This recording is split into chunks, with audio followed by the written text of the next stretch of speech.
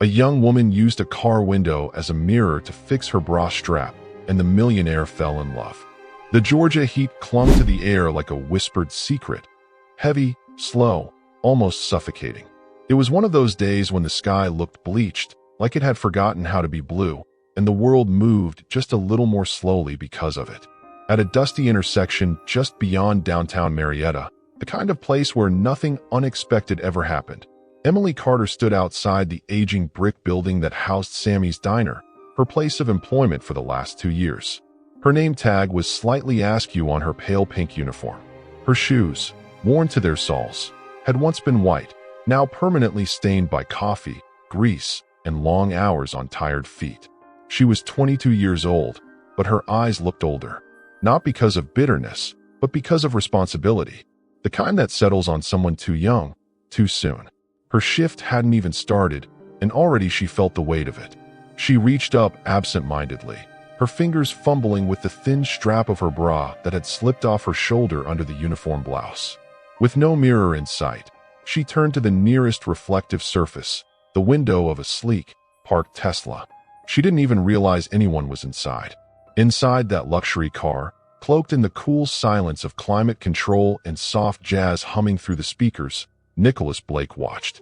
At 33, Nicholas was the CEO of Blake Tech, a billion-dollar empire he'd built with code, sweat, and an obsessive focus that had left him staggeringly rich and almost entirely alone. He had come to Marietta not for business, but for escape. A childhood memory, a burned-out photo of a diner just like Sammy's, and a desire for something simple had brought him here. He hadn't expected to see her.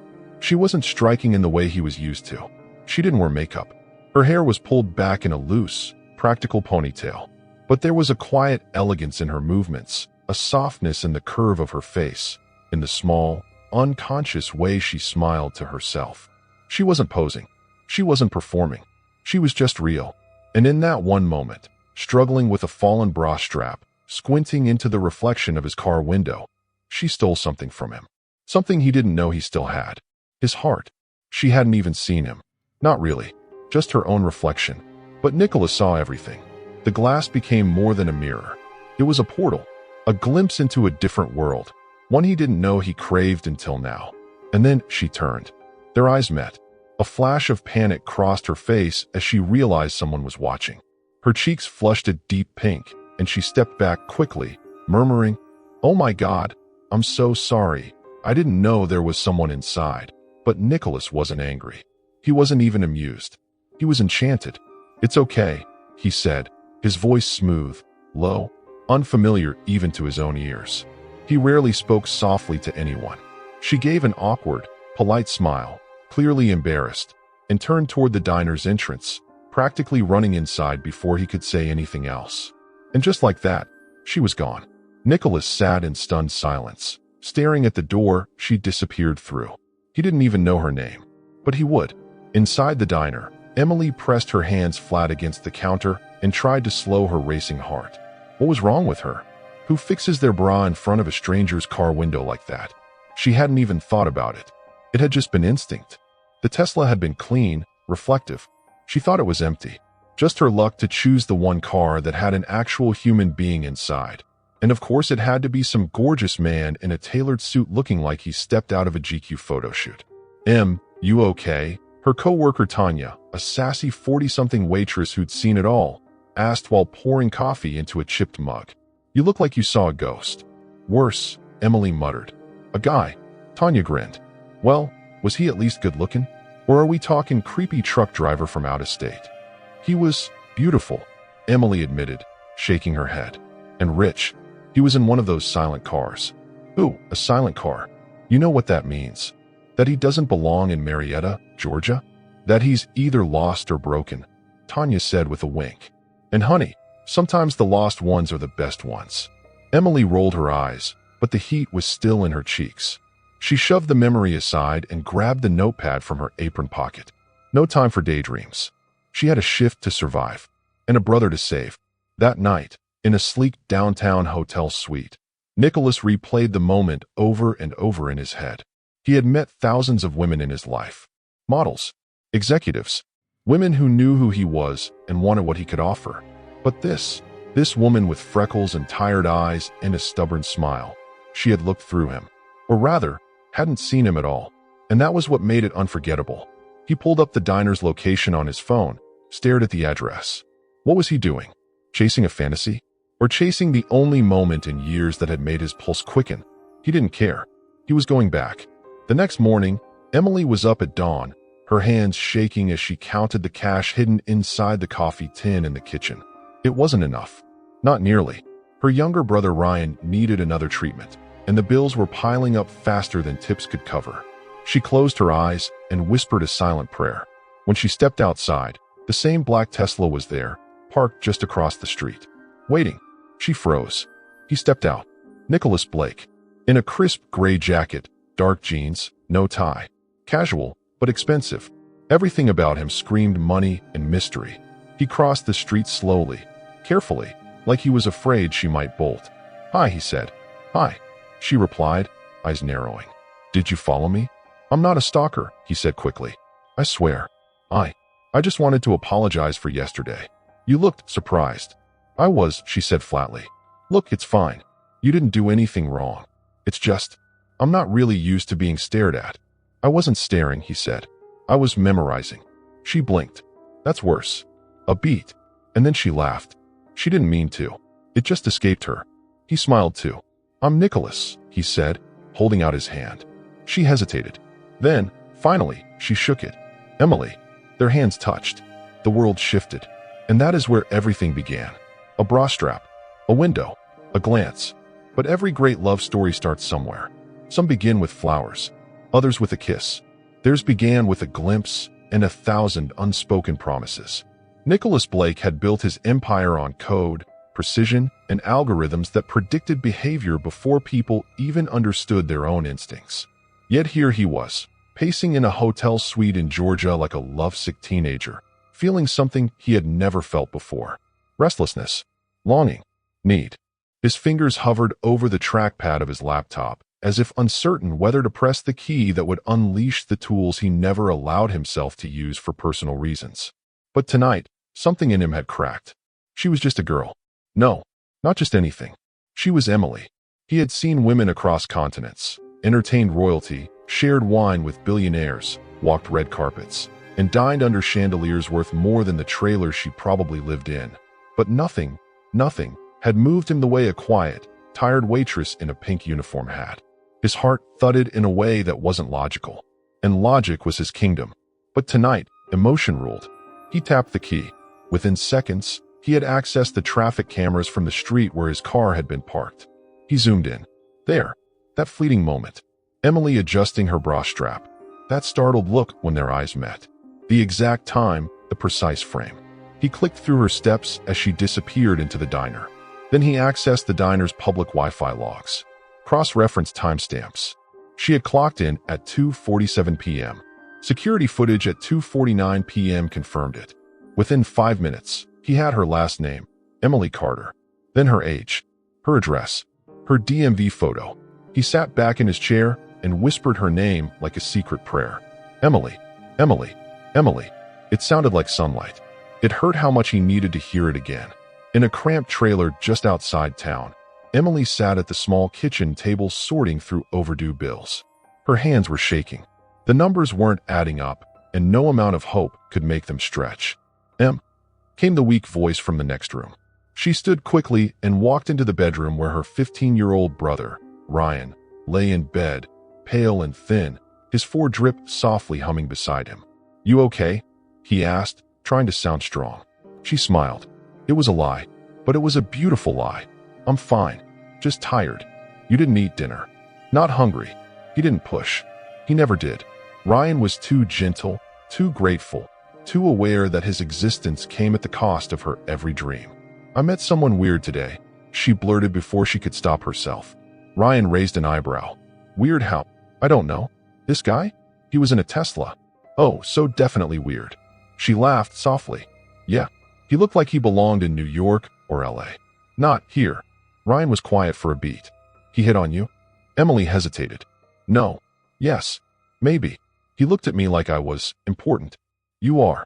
She kissed his forehead. "Get some sleep." But she couldn't sleep. because every time she closed her eyes, she saw his. Nicholas sat in the Tesla the next morning, parked across the street from the diner again, his fingers tapping the steering wheel. He didn't go inside. He just watched. She was there, wiping down tables, greeting customers, giving smiles she didn't feel but offered anyway. He could see the fatigue in her shoulders, the way her body moved like it was carrying too much for one person. There was a bruise on her wrist. Nothing serious, but it made him angry at the world, at life, at everything that forced her to suffer. She deserved better. She deserved peace, and he would give it to her. Somehow. Later that day, he made a call. "Steven," he said to his CTO, "I need the beta facial recognition tool we shelved last quarter." "For a project? For something personal?" Steven paused. "Sir, you told us never to use company resources for non-business purposes. I'm changing that rule. Today." Emily noticed him again 2 days later. He was standing across the street in the shadows, sunglasses on, but she recognized the coat, the way he stood, the quiet intensity of his presence.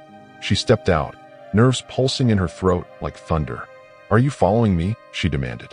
Nicholas looked caught, not guilty, but vulnerable. It was an expression she hadn't expected. "No," he said softly. "I came to see you." That's the definition of following. He took a step closer. "I'm sorry. I didn't mean to scare you. I just haven't stopped thinking about you." Emily blinked. She didn't know what to do with that kind of honesty. It was raw, unpolished, dangerous. "You don't know me. I want to. You're a stranger. I want to change that too." She opened her mouth, closed it again. "I don't have time for whatever this is. I'll wait." "For what?" "For when you do." She turned and walked back inside, heart pounding.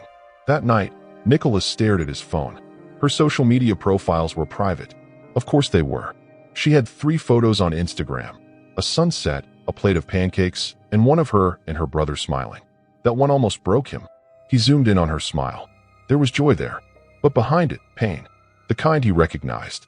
The kind he wore every day. They were alike in ways neither of them understood yet. Meanwhile, Emily found a piece of paper in her locker at work the next day. Folded carefully. Typed, not handwritten. "I don't want to be a ghost in your world. I want to be real." And she looked around the kitchen. No one suspicious. No one staring. It should have been creepy, but her heart fluttered, because somehow it wasn't. A week passed. Nicholas didn't approach her again, but she saw the car, always nearby. And then one day, it was gone. No sign of him. No letter. No folded message. He had vanished. And she felt something she hated herself for feeling. Disappointment. That night, she cried in the shower. Not because she missed him. That would be ridiculous. No, she cried because for one brief moment, she had felt seen. Not as a tired waitress. Not as a struggling sister. But as a woman. She whispered his name into the running water like a confession. "Nicholas." The trailer creaked as the wind pushed against its battered aluminum walls.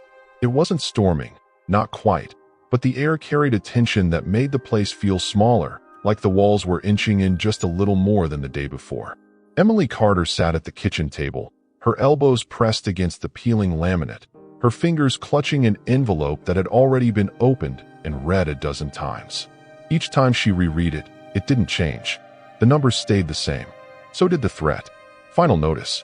Electricity would be cut in 5 days. Her eyes burned, but she didn't cry.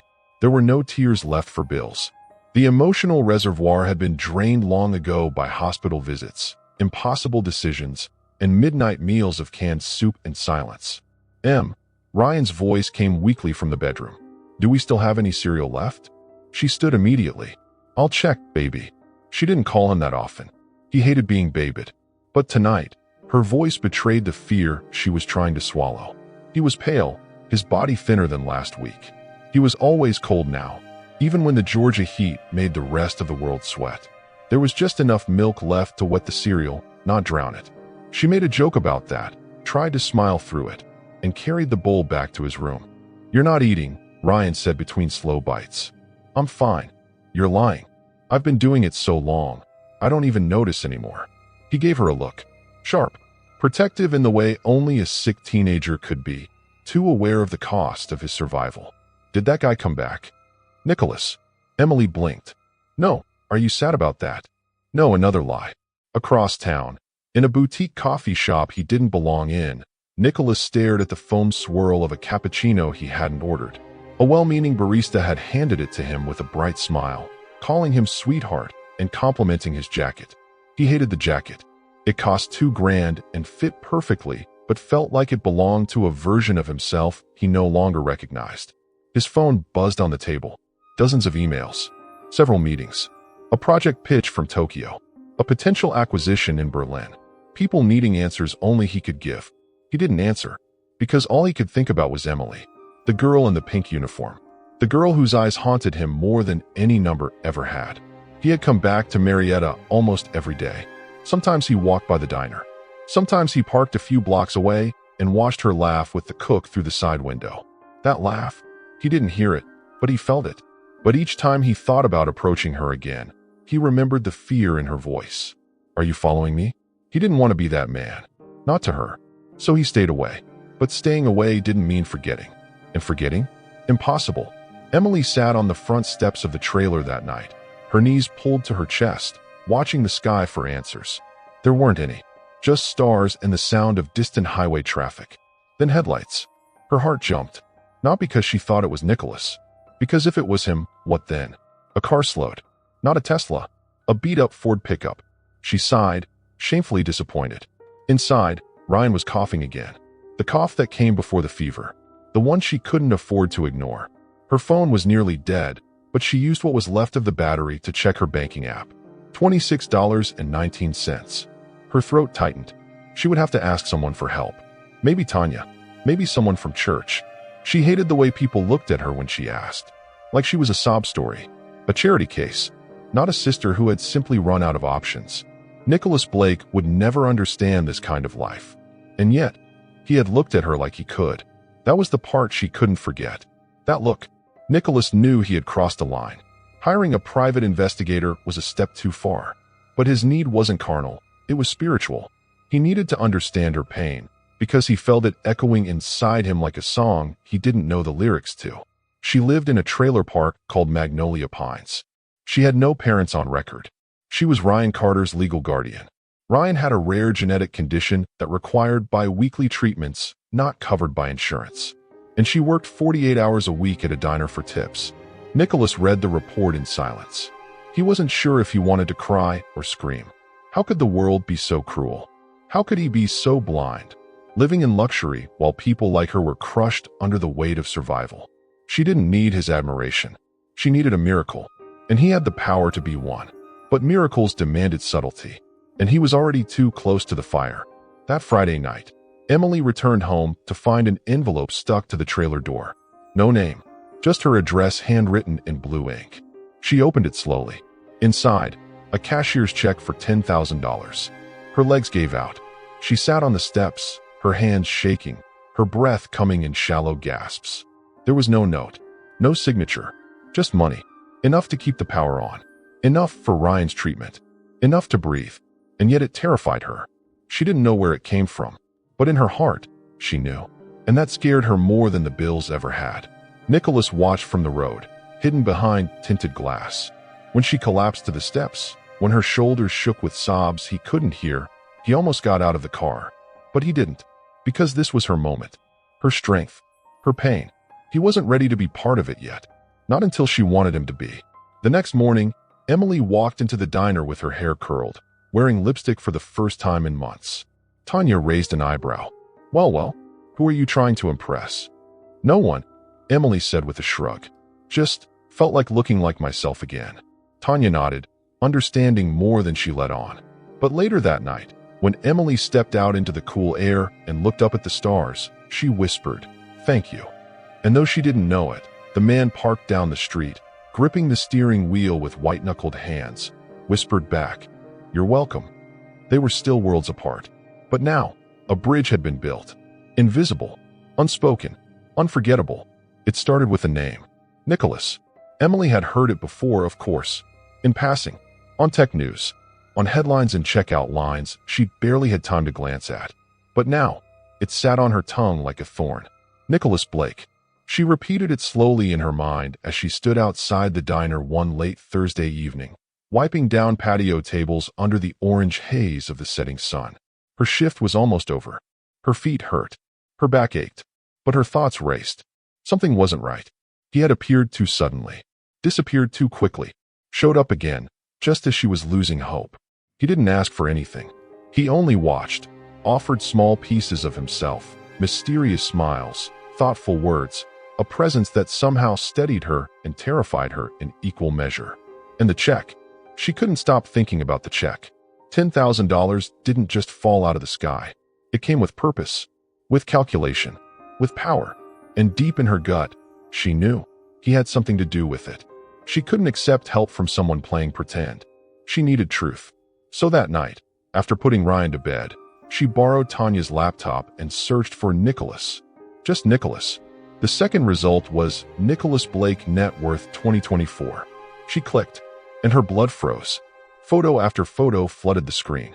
Press conferences, red carpets, interviews, fashion shows, tech expos. Him, her Nicholas. Except he wasn't her anything. He was a billionaire.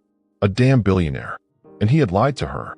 The next morning, Nicholas walked into the diner just after opening. He was dressed in plain clothes again, trying to look normal, ordinary. But Emily was already there, standing behind the counter, arms folded tightly over her chest like armor. She didn't smile. He felt the blow before she even spoke. "So, what are you today?" she asked, her voice razor sharp. "A tourist? A lost traveler? A mechanic without a cause? Emily, or are you just the CEO of Blake Tech slumming it in small-town Georgia to feel something real for once?" He flinched. She shook her head. "You lied to me." "I didn't. You watched me, Nicholas. You followed me. You pretended to be someone you're not. I just wanted to get to know you without the truth." The silence was thick and dangerous. She was trying not to cry, but her voice cracked anyway. "I let you in," she whispered. "And I don't let people in. Not anymore." Nicholas stepped closer. "I never meant to hurt you. I didn't know how else to be near you without scaring you away. You should have let me walk away if that was the only way to respect me." Her voice was breaking now, and with it, so was his heart. "I saw you through a window and felt something I hadn't felt in years," he confessed. "Maybe ever.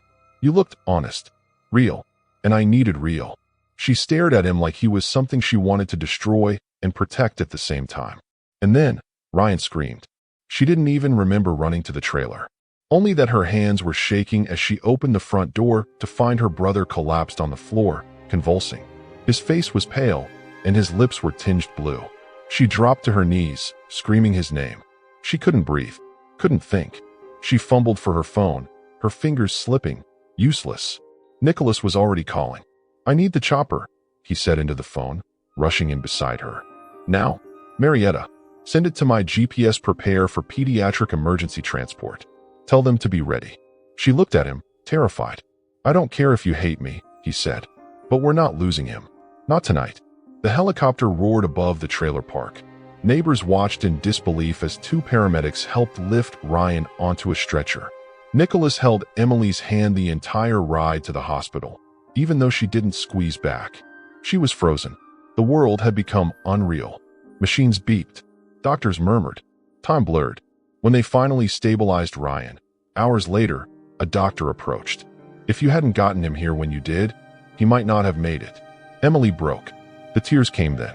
Years of buried fear, guilt, exhaustion, rage, all crashing down. She collapsed into a chair, covering her face. Nicholas sat beside her in silence. Eventually, her voice came, hoarse and low. "Why?" He turned to her. "Why would you do this? Why would you help me?"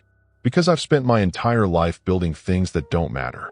Apps, empires, deals. But you matter." She looked at him, eyes swollen. "You still lied." "I did. And I don't know if I can forgive you. I'm not asking you to forgive me tonight. I'm just asking you to let me be here." She didn't answer, but she didn't ask him to leave either. And that was something. Later, after they wheeled Ryan into a room and Nicholas stepped out to take a call, Emily walked over to the hospital window and stared out into the night. She could still feel the helicopter blades, still hear the sound of Ryan gasping, still taste the betrayal on her tongue. But underneath it all, buried under layers of pain, was something worse than anger. Hope. And hope, she knew, was the most dangerous thing of all. Victoria Blake was never announced. She simply arrived. On a stormy Tuesday morning, the kind that rolled in slow and heavy like a warning. A black town car pulled up outside Marietta Regional Hospital. The rain had just started falling, a delicate drizzle at first, barely more than mist, but by the time the woman in the dark emerald coat stepped out, the air had changed. Electric, cold, tense. Inside the hospital, Emily Carter sat at Ryan's bedside. He was stable now, finally, and sleeping peacefully, his chest rising and falling to the rhythm of machines that kept watch over his fragile body. She didn't hear the door open, but she felt the chill, and then she saw her. Tall, impeccably styled, not a hair out of place, not a single drop of rain daring to touch her pristine coat. Pearl earrings, crimson lipstick, and a look that could stop time. Victoria didn't speak at first. She merely looked. At Emily. At the modest hospital room. At the boy in the bed. Judging everything. Emily stood, her hand automatically resting on the back of Ryan's chair as if to shield him. "Who are you?" she asked, already knowing the answer. "I'm Victoria Blake," came the reply, cool and controlled. Nicholas's mother. The weight of the name hit the room like a crack of thunder. Emily straightened, not out of fear, but instinct. "I didn't realize we were doing surprise visits," she said, voice low but firm. Victoria's smile was almost kind. Almost. "I find that people are more honest when they're caught off guard." There was a silence between them then, the kind that buzzed with everything unspoken. Emily broke it. "What do you want?" "I came to see what kind of woman could make my son act so recklessly." Recklessly, like falling in love was a disorder. Emily tilted her head slightly. "He's a grown man. He makes his own decisions." "Yes," Victoria agreed, which is precisely the problem. She walked over to the window and stared out at the gray sky, her voice suddenly softer, almost reflective. "You know, when Nicholas was a boy, he used to build towers out of sugar cubes. Perfect, balanced little structures. He would cry if they collapsed. As he grew, he learned to build things that didn't fall." She turned slowly. "And now he's risking it all for this." Emily flinched. She wasn't sure which part stung more, the condescension or the fact that she had expected it. "I don't want anything from him," Emily said, jaw tight. Victoria stepped closer. "Of course you do. Everyone does. Especially girls like you." Emily's pulse quickened. "What exactly do you mean by girls like me?" "You know," Victoria said with the sweetness of venom. "Poor, desperate, a sick relative, a sad backstory, a pretty face. It's all very Lifetime movie. But this isn't television, Miss Carter. This is real life. And in real life, girls like you don't marry boys like Nicholas." "I never said anything about marriage." "But he will," Victoria said. "He's romantic. And foolish. And when he falls completely. That's what makes him weak." Emily stared at her, mouth dry. "If you're here to insult me..." "No," Victoria interrupted, her voice dropping, deadly calm. "I'm here to protect my son. And I'll do whatever it takes to keep him from ruining his life." She opened her purse, pulled out a folder, and laid it on the small bedside table next to Ryan's chart. Inside were copies of every medical bill Emily had ever failed to pay, every eviction notice, every insurance denial, all compiled in excruciating detail. Emily stared at the folder like it might catch fire. "Where did you get this?" "I have resources," Victoria replied, "and I know how to use them." Emily's hands trembled. "I'm offering to pay for everything," Victoria continued. "All of it. Ryan's treatments. A better apartment. Tuition if he ever gets healthy enough. A car. Security. Anything you need." Emily blinked, unsure if she had heard correctly. "But in exchange," Victoria said, each word sharp as broken glass, "you walk away from Nicholas. You block his number. You stop answering his calls. You tell him the truth, that you never loved him, that you were playing him, and then you disappear." It was a deal with the devil, and the devil was wearing Chanel No. 5. Emily couldn't breathe. "I can't be bought," she said, her voice cracking despite herself. Victoria's smile was pitying. "Of course you can. Everyone can.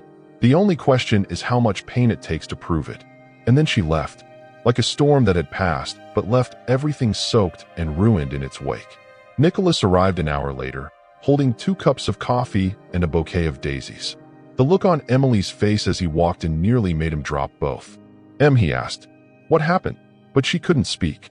She couldn't look at him, because in her hands was the folder, still open, still burning, and in her heart was the weight of a choice no one should ever have to make. That night, Emily sat in the hospital chapel, alone in a pew, staring at a stained glass window of an angel she didn't believe in.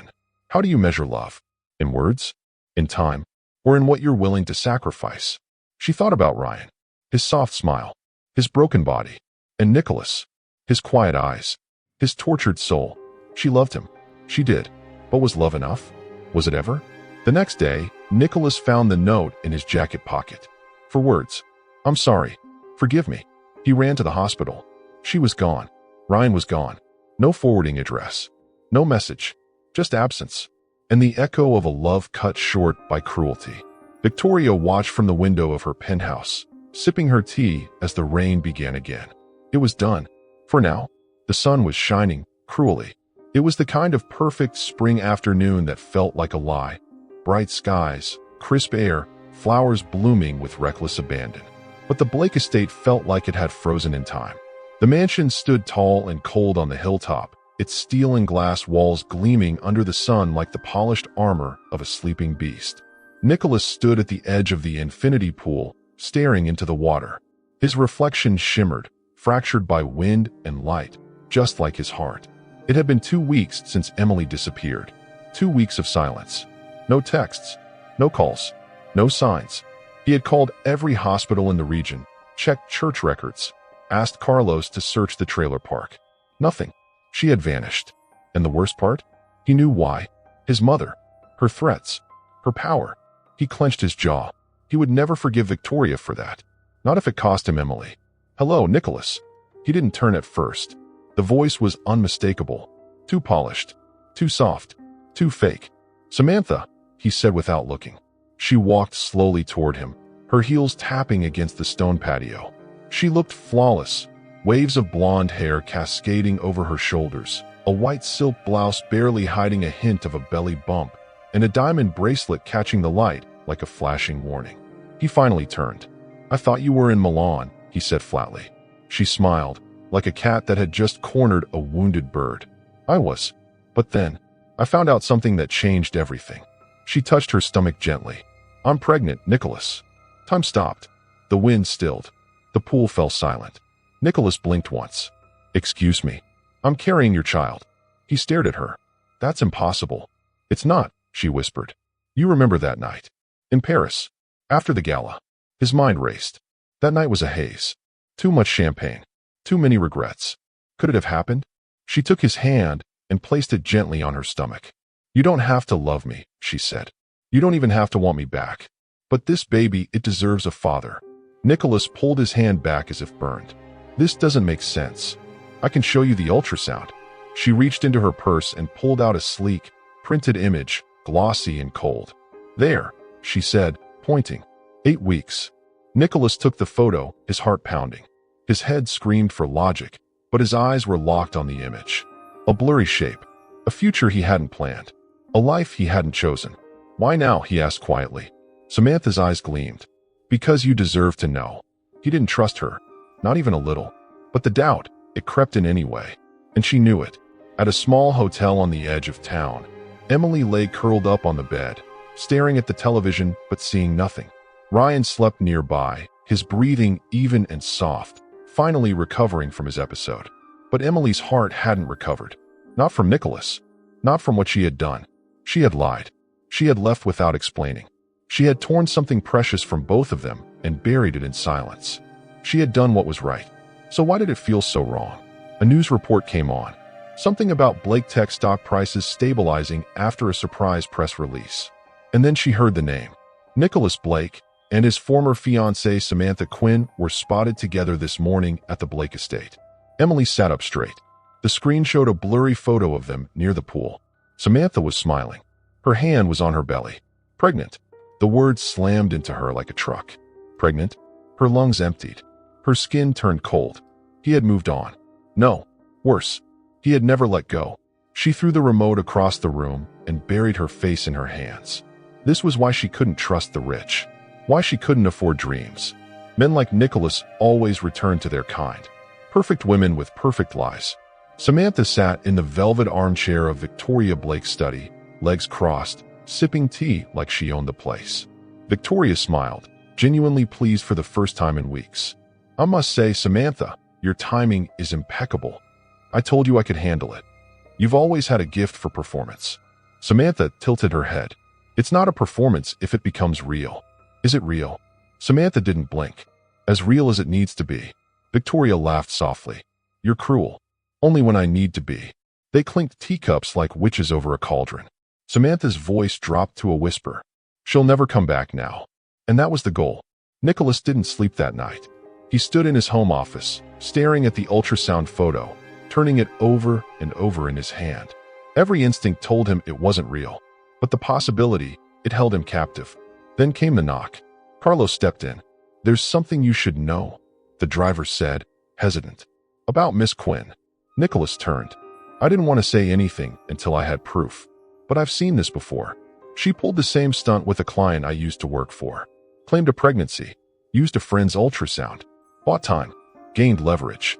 Nicholas's breath caught in his throat. Do you have evidence? I will. Get it. And just like that, the fire returned to his chest. He wasn't done. He would find Emily. And this time, no one would stop him. Not his mother. Not Samantha. Not even fate. At the same moment, across town, Emily sat in a diner, her hand curled around a steaming mug of coffee. Her eyes were swollen from crying, her heart hollow. A young couple passed by the window. The woman was visibly pregnant. The man kissed her cheek. She laughed. Emily looked away. The pain was unbearable.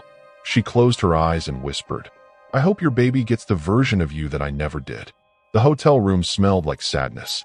Stale coffee, cold air, the plastic scent of fear. Emily Carter sat by the window, clutching the worn strap of her purse as if it were the last thing tethering her to herself. Ryan was asleep again in the next room, his recovery slow, his future fragile. The silence between his coughs had grown longer, but so had the bills. The money from Victoria had run dry, and she had sworn never to take another dime from the woman who bought her silence like it was a stock option. But now, there were no more shifts to pick up, no favors left to call in. Her options were slipping through her fingers like sand. And then, as if summoned by despair itself, her phone rang. Unknown number. She hesitated. She answered. Miss Carter. Came the voice, syrupy sweet and full of malice. This is Samantha Quinn. Emily froze. She hadn't heard that name directly spoken since the headlines. Since the photos. Since the baby. The baby that was now the reason Nicholas would never come back. What do you want? She whispered. To offer you a job, Samantha replied. Something more dignified than slinging hash at a diner, don't you think? I'm not interested. Oh, I think you will be once you see the contract. Click. The meeting happened at a private club in downtown Atlanta. One of those exclusive places where the chandeliers cost more than Emily's entire life. Samantha sat at a table by the window, sipping champagne like she owned the sky. Emily stood across from her in secondhand jeans and a thrifted coat, feeling every layer of poverty cling to her skin. Sit, Samantha said, barely glancing up. Emily didn't. I'm not a dog. Oh, but darling, Samantha purred. You're certainly trained. Emily's jaw tightened. I'll make this simple, Samantha continued, pulling out a leather folder. You work for me, as my personal assistant. You answer to me. You obey me. You keep your mouth shut, and in return, your brother gets a private healthcare plan fully covered. Specialists. Treatments. No waiting lists. No bills. She slid the folder forward. It's all in there. Emily didn't touch it. What's the catch? She asked. Samantha leaned forward, her smile sharpened like glass. You do not speak to Nicholas. Ever. You do not tell him we've spoken. You do not tell him where you are. If he even suspects that you're in the same city, the deal is off. And your brother? He goes back to dying quietly in a trailer. Emily's nails dug into her palms. You're a monster. And you're a sister. Which means I win. The silence that followed was thick with hatred, but also with something heavier. Defeat. Emily sat down slowly and signed. The first week was hell. Samantha's mansion in Savannah was beautiful in that sterile, cruel way, modern, clean, and cold. Emily was given a small room near the staff quarters. She wore a uniform. She was stripped of everything. Her voice, her freedom, her dignity. Every day was a new humiliation. You forgot to press my blouse. Again, did I ask for black coffee or did I say almond milk? God, are you illiterate? Don't stand so close. Your energy is draining. Every command was delivered with venom behind a smile, each insult layered with careful cruelty. Samantha never raised her voice. She didn't need to. She broke Emily in silence. And Emily took it. Every insult, every belittling glare. For Ryan. Meanwhile, Nicholas was unraveling. He stopped answering his phone, stopped attending meetings. The Blake Tech board whispered behind closed doors, watching their golden boy fade into a shell of himself. He barely ate, barely slept. The light in his eyes, the one that had sparked when he'd seen Emily that first afternoon, was gone. He hired investigators. None found her. He searched everywhere, but never thought to look in Samantha's own world. Because Samantha had covered her tracks perfectly. Because Samantha knew exactly how to disappear someone. Emily scrubbed the marble floors with aching knees while Samantha floated past in a white silk robe, humming to herself. "You know," she said suddenly, "Nicholas used to make me breakfast every Sunday morning. Eggs Benedict. From scratch. He said it was the only thing he liked cooking. Isn't that romantic?" Emily said nothing. "But he never looked at me the way he looked at you. So I had to even the playing field." Emily paused. "What do you mean?" Samantha turned. "Oh, honey, you think I'm really pregnant?" Emily's eyes widened. "I used a friend's ultrasound. She's due next month. That's how we got the timing right. I even brought her in for the initial appointment. Wore a hat and glasses. Old trick. Why are you telling me this?" Emily gasped. "Because it's fun." Samantha walked away, her laughter echoing through the empty hall like a victory bell. That night, Emily sat on the edge of her bed, crying silently into her hands. She wanted to run, to scream, to tell Nicholas everything. But the contract was ironclad. If she left, Ryan's treatments would vanish. His health would decline. He would die, and she would never forgive herself. So she stayed, and cried, and endured, until one afternoon, while folding Samantha's designer gowns in the walk-in closet, she found a receipt tucked in the pocket of a trench coat. An ultrasound clinic. The name wasn't Samantha's. It was Rebecca Maldonado. She folded the receipt and hid it in her boot. And for the first time in weeks, she smiled. The mansion stood like a fortress in the heart of Savannah, wrapped in white roses and gold silk. Everything was perfect. Everything was orchestrated. Everything was false. Nicholas Blake stood in front of the mirror, adjusting the cuffs of a crisp white shirt he didn't remember putting on.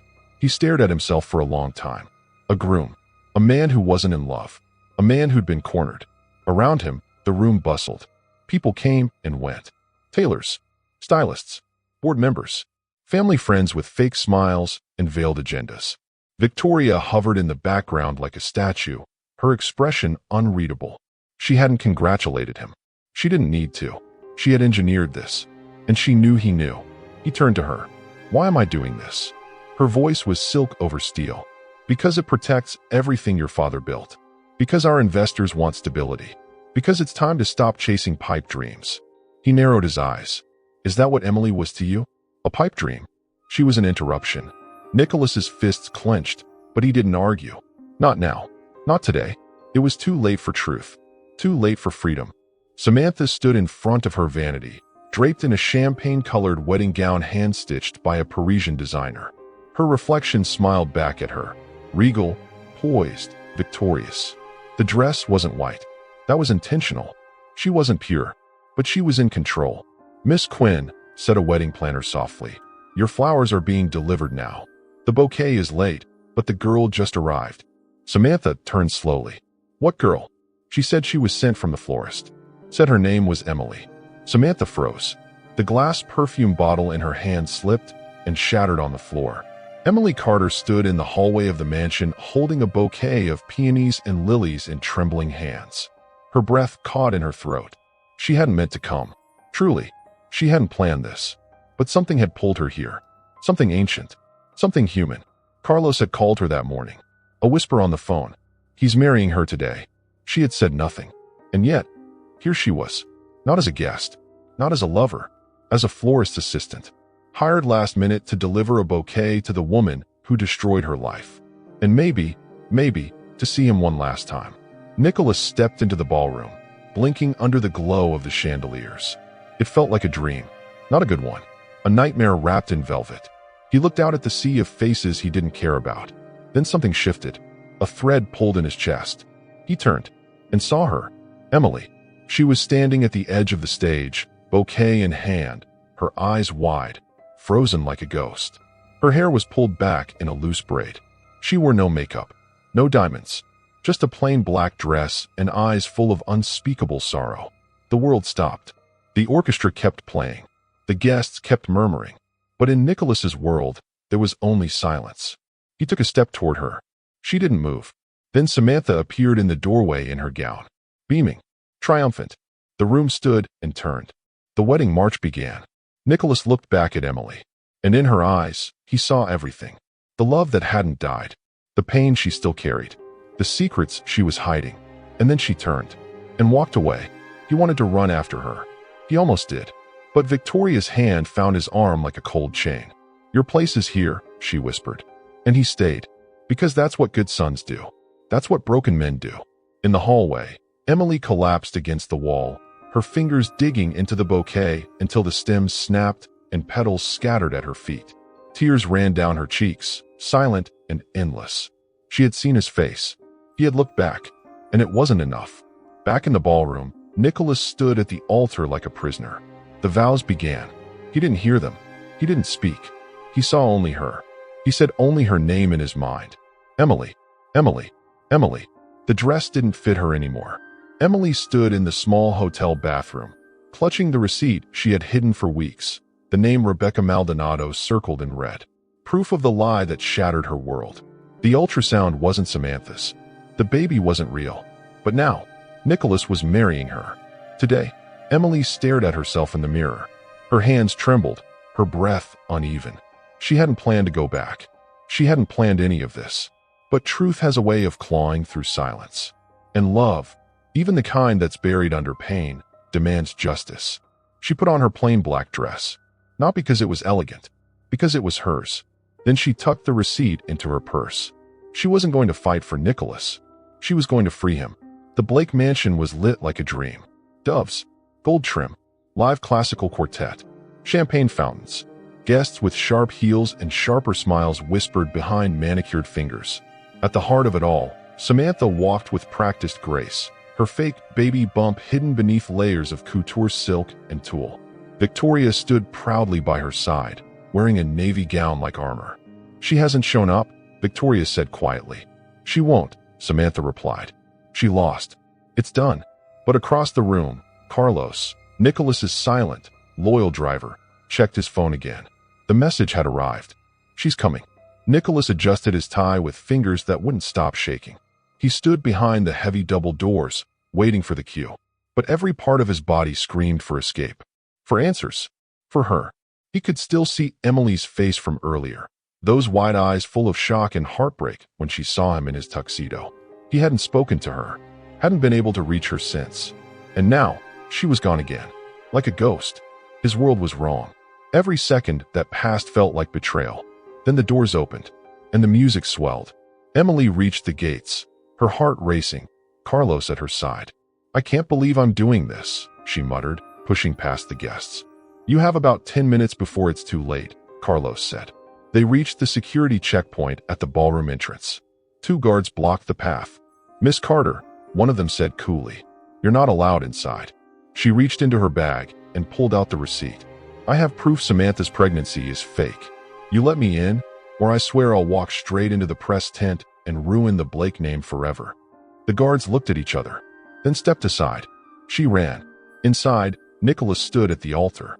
Samantha approached slowly, her face radiant with the smile of a woman who believes she has already won. The officiant began. "Dearly beloved," the doors slammed open. Gasps echoed. Emily stormed into the ballroom, her hair windblown, her dress rumpled, her eyes blazing. The music stopped. Nicholas's heart stopped. Samantha's jaw clenched. "Stop the wedding," Emily shouted. Whispers rippled like thunder. Samantha recovered first. "This is pathetic," she hissed. "Security." Emily held up the receipt like a sword. "This ultrasound doesn't belong to you. It belongs to Rebecca Maldonado. You lied. You manipulated everyone. There is no baby." The entire room froze. Victoria stood up slowly. "Nicholas," she began, but her voice faltered. He was already moving. "What is this?" he asked, taking the paper from Emily's shaking hand. "Proof. A A clinic. A name. A date. Not Samantha's. He turned to her. Is it true? Samantha faltered. I had to. I thought you needed. Answer the question. Tears formed. Yes, she whispered. But I did it for us. There is no us, he roared, the room silent but for the echoes of his voice. You used my pain. You used my mother. You used her. He turned to Emily. She was trembling, pale, but still standing, still fighting. I tried to tell you, she whispered. They stopped me. His hands reached for hers instinctively. The entire room watched, but Nicholas saw only her. Why didn't you come back? He asked, voice broken. I couldn't. She threatened Ryan's care. I did everything to protect him, even if it meant losing you. He pulled her into his arms, and for the first time in months, they both exhaled. Then chaos exploded. Victoria shouted for Samantha to leave. Reporters surged forward. Guests whispered like a rising tide. But Nicholas and Emily stood still, wrapped in each other, as the illusion crumbled around them. Later that night, after the guests had gone, after Samantha had been escorted out of the mansion with tears and mascara stains, Nicholas and Emily sat under the willow tree in the garden. You saved me, he said. No, she replied. You saved me a long time ago. I'm just finally strong enough to save you back. The storm rolled in just after midnight. Not the kind with lightning or thunder, but a storm of retribution, jealousy, and rage. The Blake estate stood illuminated against the dark Georgia sky, soft golden light pouring from its tall windows. Inside, laughter echoed faintly, unsteady, unsure. It wasn't a celebration anymore. The wedding was over. Exposed as a lie. Guests had scattered like frightened birds. Samantha was gone. Nicholas and Emily had remained in the garden until well past dusk, sitting in the silence that follows catastrophe. No vows, no kisses, just breathing, surviving. But someone else had returned. Caleb Blake stood across the street, hidden in shadow, watching the windows. His face was sharp, eyes rimmed with exhaustion. He looked nothing like his brother. His clothes were rumpled, his hands calloused. Years of bitterness had hollowed him out. He had once been the golden child, before Nicholas outshone him, before Victoria erased him, before their father rewrote the will.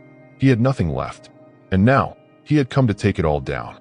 Inside, Nicholas poured 2 glasses of wine, still shaken but quieter now, more grounded. He turned to Emily, who stood near the fireplace, running her fingers across the edge of a photo frame. That was my father, he said softly. He built everything you see here, and he died thinking I'd be alone forever.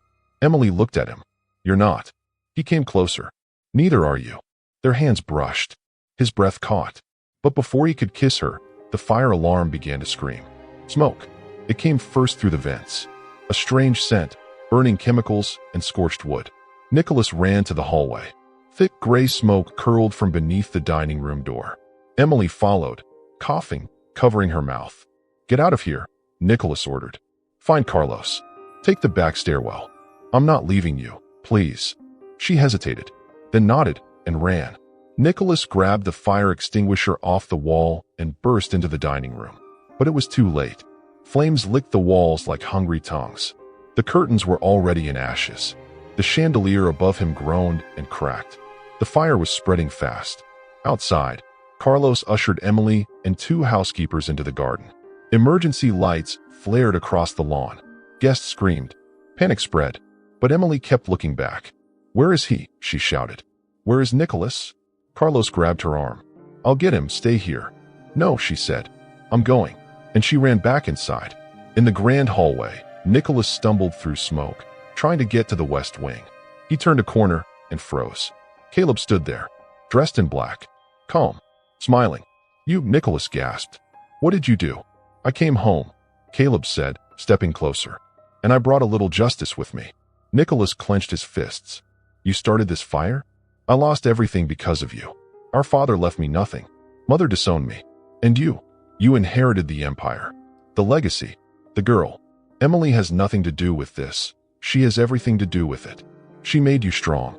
She gave you something to fight for. And I wanted to see what would happen if I took that away. He pulled out a small, silver lighter. Nicholas lunged. They struggled. Flames flickered around them. Wood cracked. Embers rained like ash from hell. Caleb shoved Nicholas against a wall. Then, a support beam creaked above. Splintered. snapped, and fell. Emily burst into the hallway just as it collapsed. Time shattered. Nicholas hit the ground, the beam pinning him at the shoulder, crushing him to the floor. Blood pooled beneath him. His breaths turned shallow. "Nicholas!" Emily screamed, running to him. He looked up, barely conscious. "I'm sorry," he whispered. "I didn't protect you. You protected me every second," she cried. "Don't you dare leave me now." She tried to lift the beam. It didn't move. Carlos appeared moments later, grabbing one end, Emily the other. Together, they heaved. It shifted. Nicholas groaned. "Hold on," Emily whispered. "I'm not losing you. Not now. Not after everything." Sirens wailed outside. Flames curled up the walls. Carlos dragged Nicholas free. Emily cradled his face as they ran from the house, coughing, trembling, half blind from smoke. Behind them, the Blake mansion burned. Everything they had survived now collapsed in fire. Hours later, at the hospital, Nicholas lay unconscious, wrapped in white bandages, machines beeping gently around him. Emily sat at his bedside, her hand holding his. Victoria stood at the window, shaken and pale. "You almost lost him," Emily said, her voice flat. Victoria nodded. "I lost 2 sons tonight," she whispered. "But only one ever loved me enough to forgive me for it." Emily didn't respond. Her gaze never left Nicholas. Across town, Caleb disappeared into the dark. No trail, no trace, just smoke and silence. The world returned slowly. Nicholas Blake opened his eyes to the pale gray ceiling of a hospital room and the smell of antiseptic and roses. His chest hurt. His arm was bandaged. His body was heavy, but the first thing he saw was her. Emily, curled in the chair beside his bed, her head resting against her arm, her lashes dark with tears, her face marked by worry and sleepless nights. She looked like she'd aged 10 years since he last held her. He blinked once. Her eyes opened instantly. "Nicholas," she whispered. He tried to speak, but no sound came. She reached for his hand, squeezing it gently. "I'm here," she said. "You're okay. You're okay." His lips moved. "You stayed." Her tears spilled over. "I never left. Not really." 3 weeks passed. The fire had destroyed nearly everything. The Blake mansion was gone, reduced to ash and smoke. But for the first time in his life, Nicholas felt free. The empire had burned, and what remained was real. His body healed slowly, but his heart, fractured for so long, finally found peace in the hands of a woman who had seen all of him and still stayed. They spent quiet mornings in the hospital, reading, laughing, holding each other like the world might end again. Emily would bring coffee and warm muffins. Ryan would sit on the windowsill, drawing. Carlos brought Nicholas updates on the world beyond the walls, and not once did he mention business. And Victoria? She didn't visit. Not at first. It was nearly a month before Victoria Blake stood outside her son's room. Her heels clicked on the polished floor, but her posture, always stiff and proud, was softened now. The fire had taken more than her home. It had taken her illusions. She entered slowly. Nicholas looked up from the book he was reading. Emily stood beside him. There was a long pause. Then, "You can speak," Nicholas said. "I won't stop you." Victoria swallowed. "I came to say, I was wrong." Emily blinked. Nicholas stared. "I was wrong about her. About you. About everything." She turned to Emily. Her voice trembled. "When I was 23, I fell in love with a mechanic. His name was Thomas. We used to meet in the park, by the fountain. My parents found out. Paid him off. Sent me away to a boarding school in France." She sighed. "I never saw him again. I married your father. Built an empire. Wore gowns. Traveled the world. But I never forgave myself. So when I saw you," her eyes met Emily's, "I tried to erase the girl I once was by destroying you." Emily couldn't speak. Victoria stepped forward. "I'm sorry, and I understand if you never forgive me." Silence. Then Emily nodded. "I forgive you," she said softly. "Not for you. For him." Nicholas smiled, tears in his eyes. Samantha Quinn was arrested in Charleston trying to forge prenatal medical records. The friend who lent her the ultrasound confessed everything. Fraud, extortion, conspiracy. It didn't make Nicholas feel better, but it was done. As the summer sun broke through the Georgia sky, the Blake estate remained a charred memory. But in the heart of Marietta, a little diner was being rebuilt. Nicholas bought it quietly, using a shell company. He didn't want Emily to know until she walked past it one evening and saw the new sign. "Carter's." She covered her mouth with her hand. Inside, she found the walls painted in soft blues. The same jukebox in the corner. The same smell of cinnamon pancakes. And at a small booth in the back, Nicholas. He stood slowly as she entered, wearing a soft smile, a light in his eyes that had been missing since the day they met. "You rebuilt it?" she whispered. "I rebuilt us," he said. "This was where I first saw you. This glass," he pointed to the window. "This is where I watched you fix your bra strap and accidentally steal my soul." She laughed, tears in her eyes. He took her hand. "I almost lost everything. But you kept coming back. Even when I didn't deserve it." He dropped to one knee and pulled out a ring. It wasn't flashy. It wasn't from a high-end jeweler. It was silver, simple, beautiful. "I want to build a life with you. Not a kingdom. Just us. You, me, and Ryan. Will you marry me?" Emily nodded before she could even speak. "Yes," she whispered. 1,000 times yes. Ryan clapped from behind the counter. Carlos wiped away a tear near the door. And in that small, quiet moment, the story that began with a glance through a car window ended exactly where it should have. In love. In forgiveness. In the arms of someone who had always been waiting.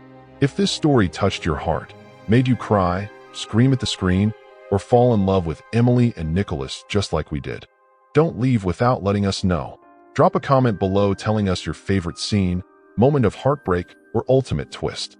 Don't forget to like the video if you felt the emotion. We know you did. And hit subscribe so you never miss another unforgettable novella. We've got more drama, more love, and more tears coming your way.